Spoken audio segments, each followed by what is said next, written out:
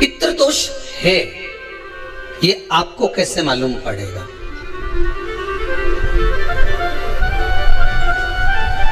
पितृ भूखे हैं इसका तो वर्णन हमने पहले कर दिया कि रात्रि को जब आप सोने के बाद में 1-1.5 घंटे बाद अगर आपकी नींद खुल जाए, 1 घंटा 1.5 घंटा आप सोइए, उसके बाद जो नींद खुली तो 1-1.5 घंटे तक अगर आपको नींद नहीं आ रही है, रात्रि को सोने के बाद में 1 घंटे बाद जब उठे तो आपको प्यास लग गई, भूख लगने लगी, प्यास लगने लगी कि मेरे को पानी पीना पड़ेगा, घबराहट हो रही, पानी पीना पड़ेगा। 1-1.5 घंटे सोने के बाद अचानक नींद खुले और आपको प्यास लगे, समझ लेना आपके पितृ भूखे हैं और प्यास है।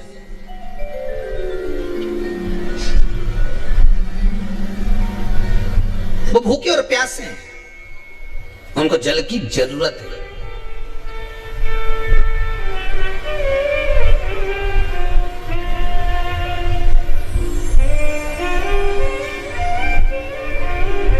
किसी भी नदी में, सरोवर में, कुंड में, बावड़ी में, तालाब में, आप तीर्थ में जाकर जब स्नान करते हैं तो स्नान करने के बाद एक काम का नियम बना लो कि अपने हाथ की अंजलि में जल लेकर अपने पूर्वजों को देना। प्यासे रहते हैं, भाग मांगते हैं।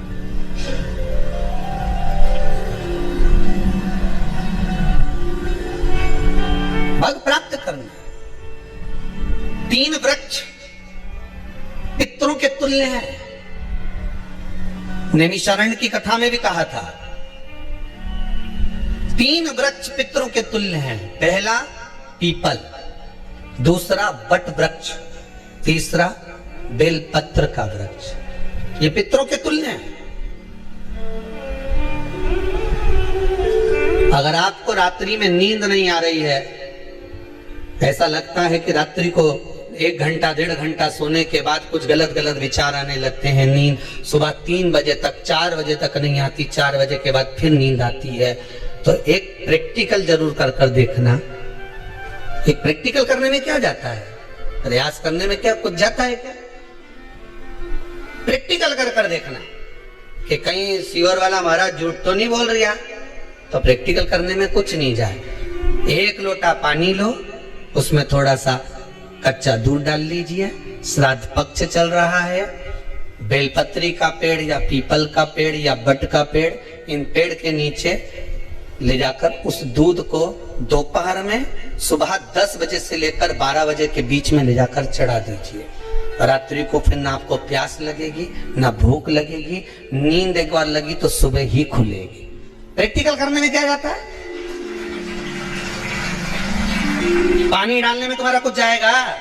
अरे बोलो तो सारी, हमें 10 रुपया का दूध जरूर इसमें, और तुम इतनी चतुर हो, इतना सारा दूध थोड़ी डालोगी, तो 2 चम्मच डालोगे। कहाँ तुम इतना डालने वाले हो?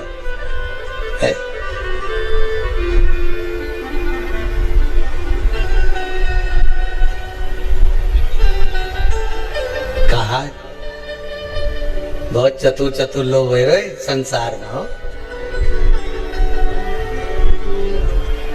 भले पूजन पाठ नहीं करे, पर कहीं का एकदम मिलने आ जाए ना, क्या अम्मा जी है क्या पाठ कर रही है, फिर वो भी बैठ गई तुरंत, अभी तो सोई थी।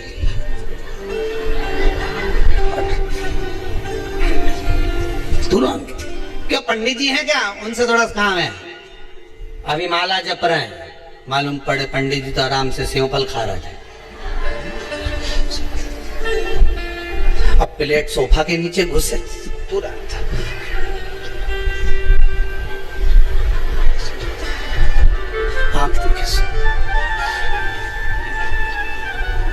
प्रैक्टिकल करने में क्या जाता है, कुछ भी नहीं बिगड़ेगा। ये तो बस जल डालोगे तुम्हारा ही कुछ अच्छा हो सकता है, बाबा की कृपा है।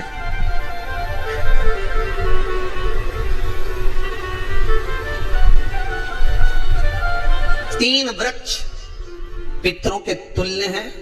पहला जम के बोलिए पीपल, दूसरा बट वृक्ष, तीसरा बेलपत्री का वृक्ष।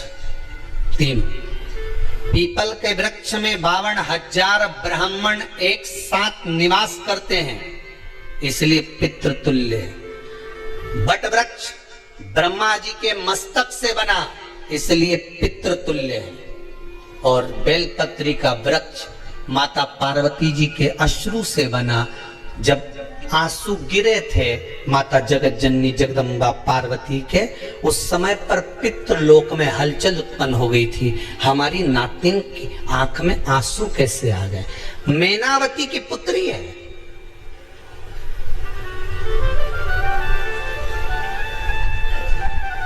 पितरों की नातिन, इसकी अश्रु कैसे गिर गए?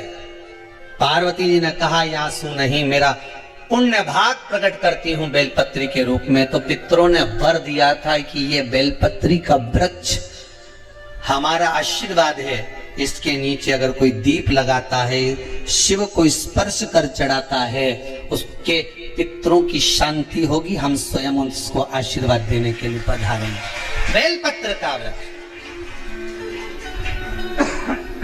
पितृतुल्य।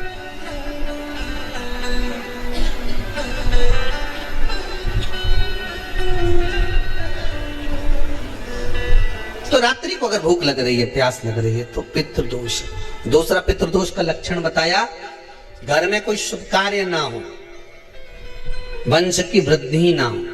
1 रुपए कमाओ, 1.25 रुपए खर्च हो रहे हैं, पैसा 10 जगह से कमाई आ रही है पर घर में टिक नहीं पा रही है, आया गया, पितृदोष है। जरा सी कटोरी पड़ी है, उसके पीछे विवाद चालू हो जाए, पानी ढुल गया उसके पीछे विवाद हो जाए, या छोटी छोटी बात में घर में क्लेश मचा हुआ है, पितृदोष है। समझ लो हमारे पूर्वज हमसे खुश नहीं, प्रसन्न नहीं। कोई कहता है गुरुजी श्राद्ध बड़े बेटे को करना चाहिए कि छोटे को करना चाहिए? शिव महापुराण की कथा कहती है, अगर जायदाद का पूरा हिस्सा बड़े ने लिया हो और तुमने अपनी माता का दूध ना पिया हो तो एक ही को कर लेने दो। अगर माता का दूध पिया है और अगर एक अंगूठी भी ली है, जरा सा एक कपड़ा भी अगर सास का लिया है, तो श्राद्ध तो तुझे करना ही पड़ेगा, करना ही पड़ेगा। तूने मेरा दूध पिया है तो बिल्कुल जम के तो बोलो। अगर तुमने उनका कुछ खाया है तो अब एक काम हो सकता है, गुरुजी वो श्राद्ध अगर हम नहीं करें और बड़े भैया करें और हम उन्हीं के यहाँ चले जाएं तो चले जा, मना कौन कर रहा है? पूरी का तेल तू ले जा, खीर का दूध 2 थैली तू खरीद के ले जा। जितना वहां वो सेवा करे उतनी सेवा तुम करो। गलत है क्या? जायदाद का भी तो हिस्सा किया था। सोई की नोक के बराबर नहीं दुआने, ईंट इधर खसकी है तो हमारी इधर खसका दीजिए। हमारी बसियत में इतना लिखा है तो फिर बसियत में ये भी लिख के जाना चाहिए। तब मैं तो क्यों सबके, तुम डरो मती रहे एक भी। जब छोरा छोरी के जब सब सामान प्रॉपर्टी दो ना, जमीन दो ना, जायदाद दो ना, सारा सामान छोरा छोरी के दो, तो उनके लिख के भी जाओ कि हमारी श्राद्ध कर दे अच्छे से, नहीं तो भूतड़ी बन के सुनाऊंगी।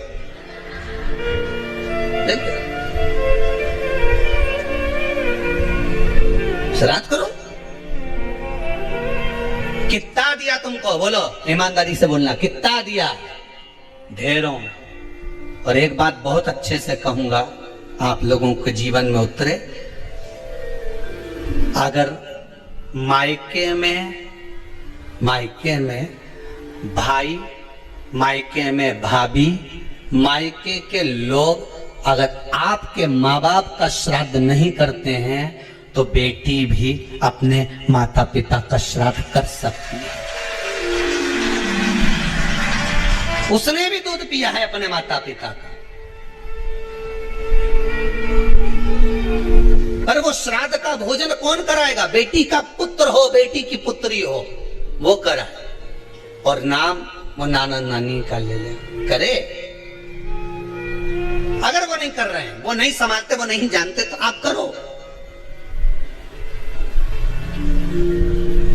तो करे। 2 भाग होते हैं। जब एक रोटी गाय के मुख में दी जाती है, गाय के मुख में जब हम रोटी देते हैं, एक रोटी जब देते हैं, या तो गाय के मुख में 16 श्राद्ध में जब रोटी देते हैं तो रोटी को बीच में से तोड़कर, रोटी का जो भाग होता है उसको, मतलब ऊपर से फुलका का परत नहीं निकालना है। रोटी जो सीधी सीधी है ना, जैसे ये रोटी है तो इसको बीच में से तोड़ लिया, 2 भाग विभाजित कर लिया, नीचे वाले भाग में भी थोड़ा सा गुड़ शक्कर रख लिया, ऊपर वाले भाग में भी गुड़ शक्कर रख लिया, एक के ऊपर एक रोटी को रख लिया, वो गाय को दी। तो अपन श्राद्ध पक्ष में 2 पूड़ी का प्रमाण है कि गाय को 2 रोटी दी जाती है, कुत्ता को 2 रोटी दी जाती है। 2 पूड़ी रख के देते, आप लोग तो देते होगे, 2 पूड़ी के ऊपर पूड़ी रखकर, थोड़ा सा मीठा रखकर, नमकीन रखकर, कुत्ते को भी देते, 2 पूड़ी तोड़कर, कागा को भी देते। 2 पूड़ी का प्रमाण कहां से आया? 2 भाग रोटी के टुकड़े का प्रमाण कहां से आया? श्राद्ध पक्ष में ही ऐसा क्यों किया जाता है? बाकी के समय पर तो कोई ऐसा 2 पूड़ी का प्रमाण ही नहीं, पर श्राद्ध पक्ष में ये क्यों कहा जाता है कि पूड़ी के ऊपर पूड़ी रख दे, उसमें मीठा रख दे, खीर शक्कर रख दे, गाय को दिया, कुत्ते को दिया, कागा को दिया, ऐसे क्यों कहा जाता है? उसका कारण क्या होता है? उसका केवल एक कारण है, जो नारी ने भोजन का निर्माण करा है, जो घर की बहू भोजन बनाई है, जो घर की बेटी ने भोजन बनाया है, घर की माता ने भोजन बनाया है। महाराज, पिता पुरुष एक कुल को तारता है, बेटी 2 कुल को तारती है। जब श्राद्ध पक्ष में 2 भाग रोटी के कर गाय को देती है तो 1 भाग तो उसके ससुराल वालों को मिलता है।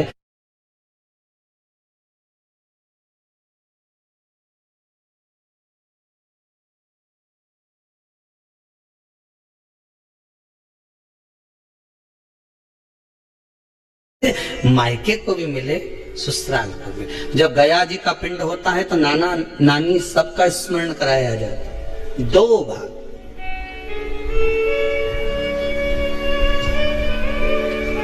पुण्यता प्राप्त। अब लोगों को मालूम तो है नहीं कि 2 पूड़ी क्यों रखते हैं, उसका कारण वर्णित है शास्त्रों। दोनों पक्ष तारने के लिए, दोनों पक्ष का स्मरण कराने के लिए। महाराज, बिंदु प्रेत योनि में पड़ा, चंचुला देवी उनके मोक्ष का प्रयोजन कर रही है, प्रयास कर रही है। क्या करा जाए कि इनको मोक्ष मिल जाए? कहा शिव महापुराण की कथा। पार्वती मैया की सहेली बन गई और पार्वती मैया ने शिव महापुराण में प्रेत योनि से मुक्त होने के लिए कहा, तुम रुका जी के यहाँ जाओ, देवऋषि नारद के पास जाओ। नारद जी ने तुमरुका जी के पास भेज दिया। क्यों? नारद जी जानते हैं मैं कथा नहीं कर सकता, मैं कथा सुन सकता हूं पर कह नहीं सकता। कहने के लिए मुझे बैठना पड़ेगा, सुनने के लिए हो सकता है कि मैं चले जाऊं, वापिस आकर बैठ जाऊं।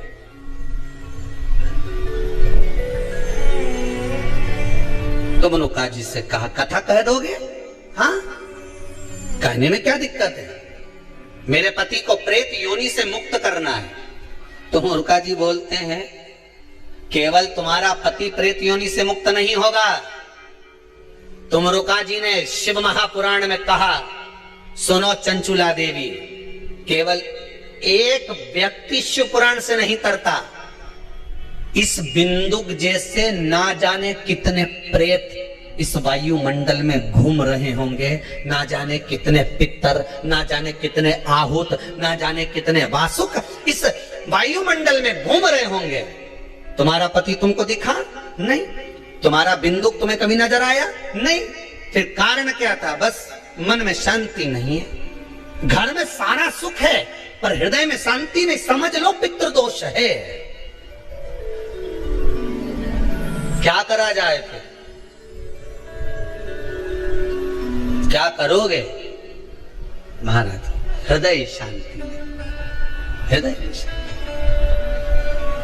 केवल एक अकेला बिंदुक शिव महापुराण की कथा सुनकर नहीं तरेगा।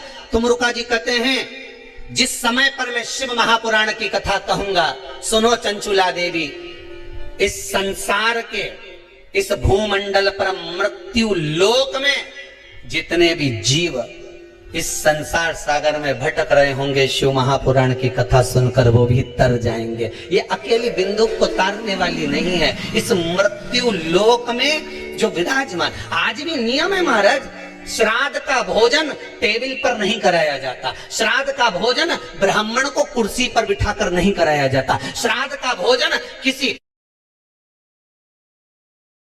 जाता। श्राद्ध का भोजन आज भी प्रमाण है कि ब्राह्मण के लिए भूमि पर आसन लगना चाहिए और जमीन पर बैठकर कराना चाहिए।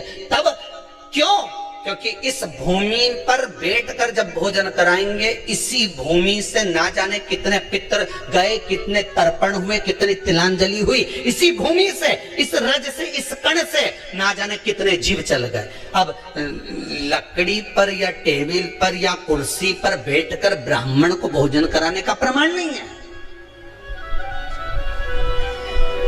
अब आपका फैशन ज्यादा हो गया तो बात दूसरी है। पंडित जी ऊपर बैठ के खा लोगे क्या? पंडित जी तो बोल देंगे अच्छा है खिला दो।